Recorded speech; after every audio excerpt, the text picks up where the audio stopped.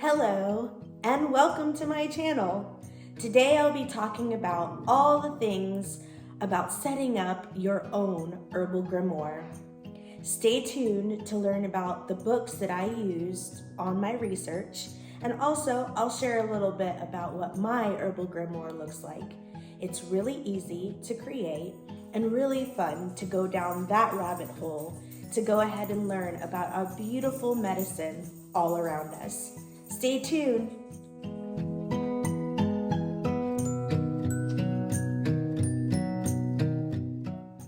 So, in today's video, let's first discuss about herbs and how we learn and how we know from our past ancestors, spiritual practices, and all the stories about herbs and what they can do for us. So I'm going to read something really quick from this book right here called Herbal Magic, A Guide to Herbal Enchantments, Folklore, and Divination by Jarina Denwich. Now, this is one of the books that I personally use in order for me to help my collection of knowledge for all of my herbs.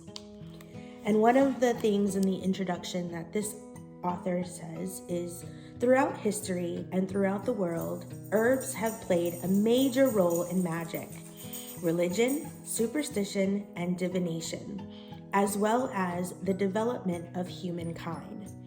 Early civilizations sought to harness and direct the magical powers of plants for curing diseases, warding off misfortune, divining the future, and appeasing the gods.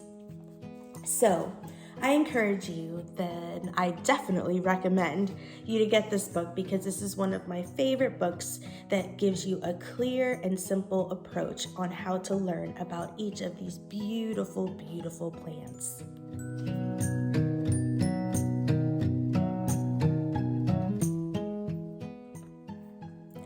So, before I dive into giving you a little advice or some knowledge on how I personally created my herbal grimoire, here's some really other great books that I can go ahead and recommend to you. Again, I went ahead and told you about this one, but my hands down most favorite, as you can tell by all the little dents, and I use this a lot. I love this book. This is probably my favorite hands down book of all times. It's the Master Book of Herbalism by Paul Baylor or Bayerl. I'm really bad with names. But I use this book so much. This is my first book. If I go anywhere and I need to bring an herbal book with me, which is all the time, this one is always in my bag. This usually is always in my bag, my car, or somewhere where I can get to it right away. So this one's a really good recommendation. Then this one's really great for medicine and finding out what are the contraindications, which is very, very important to know when you're practicing and working with herbs. You want to make sure you know all about what's going on as far as adverse reactions or cautions or anything like that it could harm you. Safety first. So this one is The Complete Guide to Herbal Medicines by Charles W. Fetro and Juan R. Avila, I'm sorry. But yeah, this is a great, also very easy, garlic, the magic medicine, opened right away because I do use this one a lot. You can see the pages are coming down. But this is a great book and resource for you.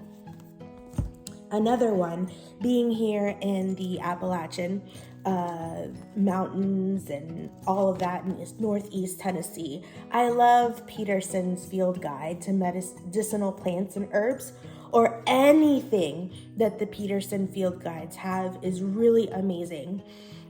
This author Stephen Forster and James A. Duke, both of them put together a beautiful presentation in this book to allow you to really actually take this on the go when you're like hiking or anything like that.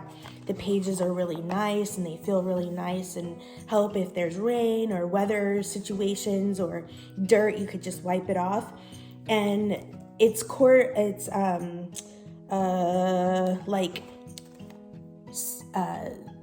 organized, I guess, in like colors. So if you see a red flower or whatever, or a green leaf that's shaped like a heart or something like that, you can go through here and it'll tell you exactly what is going on with that plant, possibly to help you identify it a little bit better and with more confidence.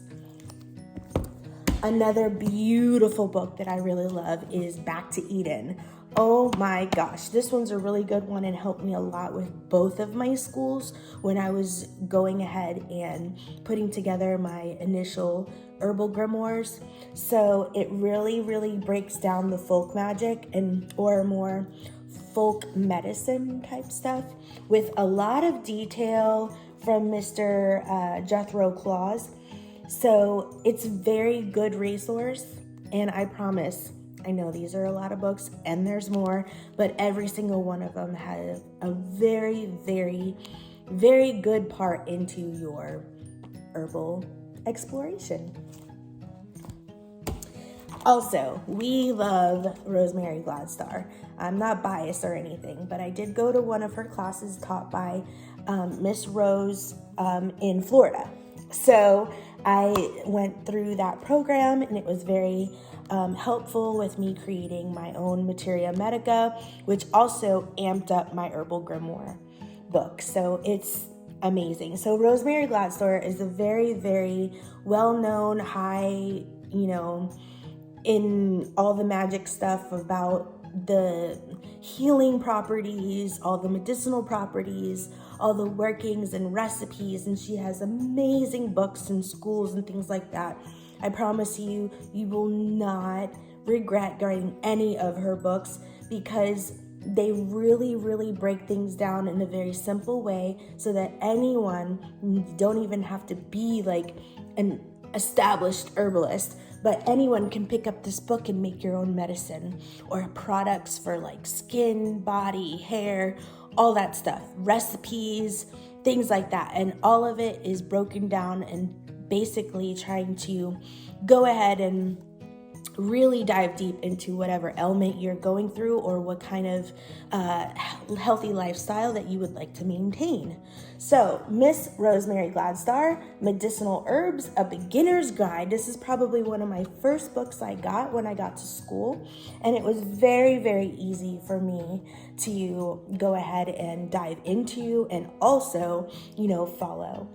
So she tells you and explains and breaks down everything from how you know and identify the herbs or the plant, and how to grow the plant, and obviously how to use them, whether or not you're going to use them with tea or you're going to go ahead and use them with, I don't know, like I said, lotions or things like that. So very good book. Now we have another one, which I like because I like the garden type aspects of things, and I also really love tea. I grew up with my mom, and we always had, Lipton tea. That's all I really knew until I went to school and started learning and all that stuff. But this one is about growing your own tea garden and the guide to growing and harvesting flavorful teas in your own backyard by Judy Hilmer. It's a really short book, as you can tell. Yes, I really do use all these books, and these are just some of them. These are just my favorite kind of books that I have, but I have a lot. And I'm sure you will too, if you don't already. So, this next one is really cool because The Modern Herbal Dispensatory, A Medicine Making Guide by Thomas Easley and Stephen Horn. Wow, I love this one a lot too because it really breaks down how to make it for medicine.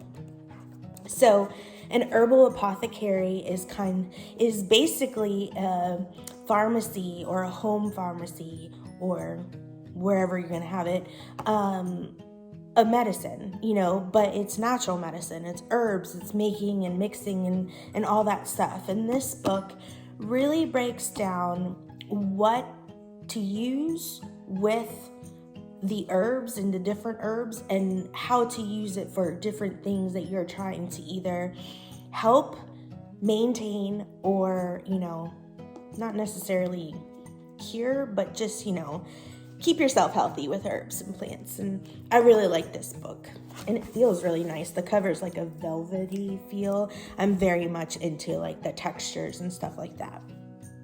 Okay, finally, one that's really, really important that I didn't even know that I really needed until I was in school and I had to answer these questions about nutrition and all about like how much, which is the herb that has the most magnesium, which is the herb that has the most iron. So, bam, this book right here, it's probably the most expensive book in my stack.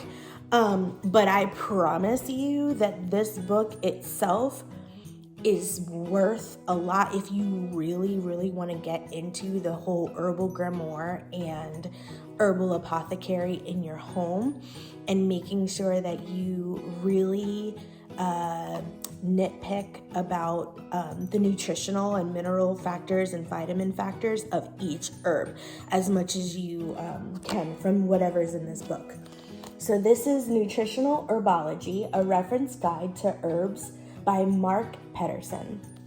So in this book, let's see, White Willow Bark, it breaks down the actual botanical name, the herb common name, along with properties on whether or not it's, bitter, anti-inflammatory, astringent, things like that, side effects, also the history of it in the folklore magic, and I say magic a lot because everything is very magical to me, but these are not specifically for magic, but to me, like how ancient civilizations or civilizations and our ancestors in the past have used these herbs, along with how we use it now with science backing it. So it literally breaks down the nutritional profile for each herb and lets you know if it has potassium, phosphorus, all sodium, thiamine, vitamins, all those things, which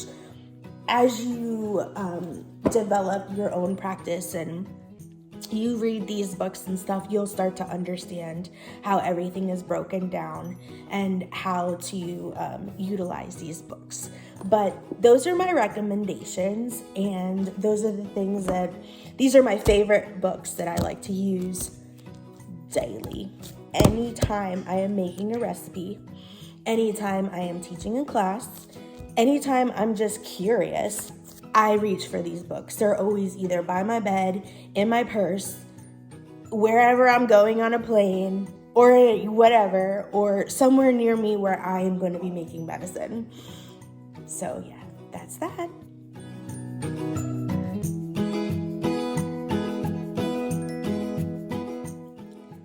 So now that I have shared with you some of the books that are my absolute favorite in order for you to complete your research for your Herbal Grimoire, let's talk about the Herbal Grimoire. So if you don't know what an Herbal Grimoire is, an Herbal Grimoire is basically a book or some kind of notebook or binder of some sort with a collection of herbs that you research. So how do we do that? Isn't that a fun question? Unlimited. Be creative. I encourage you to literally go in your spice cabinet or outside your front door or back door and go ahead and pick one herb. I'm sure everybody has some sort of garlic powder, onion powder, parsley, chili powder, or even onions in your refrigerator. Things like black tea for even Lipton tea and things like that. And just pick one at a time and just go ahead and read the books. look it up in the index, see if you can find what you see, even salt, and go ahead and write it down and start collecting all the data that you can. And how you would go ahead and formate that or create that document, either handwritten or by computer, is called a materia medica. So a materia medica is basically all the information that you need to know to go ahead and work with the herb itself, okay? So when you're setting up your book, it's really simple. You can be as creative as you want. You can add pictures, you can add recipes that you find. You can also go ahead and write little letters or poems or prayers that you would like to go ahead and dedicate the book to your practice. When I do it, I make sure that I always keep in mind that I am utilizing and working with these plants.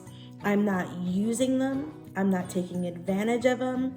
I am respecting them and listening to them and engaging with them and tasting them and nurturing them with water and whatever else they need in order for them to thrive. And as I take care of them with sunlight and soil and all the things that they need, they'll go ahead and reciprocate that for me and go ahead, and my family, and go ahead and nourish me with whatever nutrients and medicine. So I honor my herbs, I honor my plants, and I make sure that I do a good job with making as much documentation as I can, or collecting as much documentation as I can. So I pick one. And for example, my first herb here is burdock root. And I have a whole section of just burdock root with pictures and everything, and I'll show you very soon. I have pictures and things like that, and most importantly, I need to know what is the use for the plant. So, for example, parts used. Do I use the leaves? Do I use the root? Do I use the stem? Do I use all of the plant? Do I use the aerial part of the plant? Not only am I going to write down and study what I'm going to use it for as a medicine, but I'm also going to study it and learn about its magical properties. So with the magical properties, I will put together whether or not this herb and this plant is what planet is it? Is it the sun? Is it a Saturn? Is it a Mars? Is it a Venus? Is it a male plant, a masculine energy? Is it a female plant for feminine energy? How do I work with this plant for divination? Is it a divination plant? Is it a banishing plant? What is this plant, this herb, going to do for me to enhance my practice? So with that said, that's when I do my research. I start relying on the past information that has been beautifully collected in hundreds and thousands of books all around. So you have easy access to go ahead and research what the experience was for another herbalist when they were working with this plant. Now, the important thing is making sure that you give the respect to the plant and actually work with it. And then you document how this plant is used in your own personal practice. And that's it. I know it sounds like a lot. I know it sounds like, oh my gosh, like that's a lot of information that I have to gather. But with an ethical and responsible herbalist, and of course, a magical practitioner, always make sure that they study every ins and out of their tools, which the plants are our tools, in order for you to have a successful practice. So I encourage each and every single one of you to go into your spice rack or your spice cabinet and pick just one herb that you have in there, and let me know in the comments what it is that you discovered in your magical journey. I will make sure that towards the end or at the end of the video that I will go ahead and post pictures and things like that of my own personal Herbal Grimoire. So this is not the end, and this is not the all. This is just the beginning of our journey together with the Herbal Grimoire class. I appreciate each and every single one of you for watching today, and I hope that this brings you many, many moons of magical blessings. Have a great day.